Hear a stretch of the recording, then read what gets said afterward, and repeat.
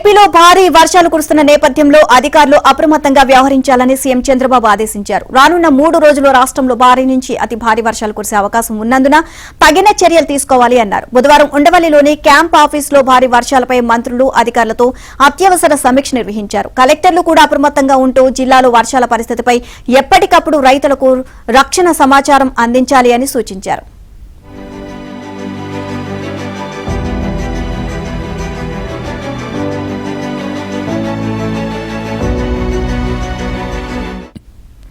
పట్టణ ప్రాంతాల్లో రోడ్లు, లోతట్టు ప్రాంతాల్లో నిలిచిన నీటిని తక్షణం తొలగించేందుకు చర్యలు చేపట్టాలి అన్నారు.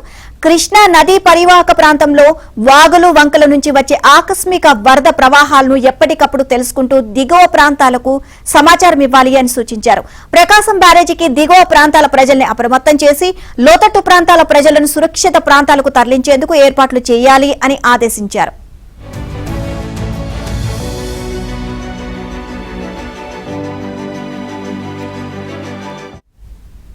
వర్షాకాలంలో ఏపీ వ్యాప్తంగా ఉన్న కాలువల్లో నీటి ప్రవాహాలు సక్రమంగా ఉండేలా గుర్రపు డెక్క, తూటికాడను తొలగించాలని స్పష్టం చేశారు. అలాగే కాలువలు, చెరువులకు గంట్లు పడకుండా గట్లను పటిష్టంగా చేయాలి అని అధికారులను ఆదేశించారు. వరద నిర్వహణ పనుల్లో భాగంగా 40 కోట్లతో బుడమేరు, వెలగలేరు యూటీ నిర్మాణాన్ని చేపట్టేందుకు సీఎం అనుమతి మంజూరు చేశారు.